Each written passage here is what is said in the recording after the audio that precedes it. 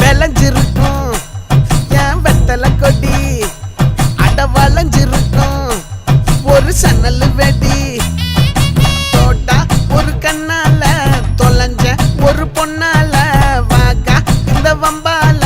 வல விரிச்சிட வந்தாளே பார்த்து வளைச்ச தேக்கு ஓம் பட்ட உடம்பு சோக்கு என்ன குத்தும் குறும்பு மூக்கு கொஞ்சம் ஓய்வை கொடுத்து தாக்கு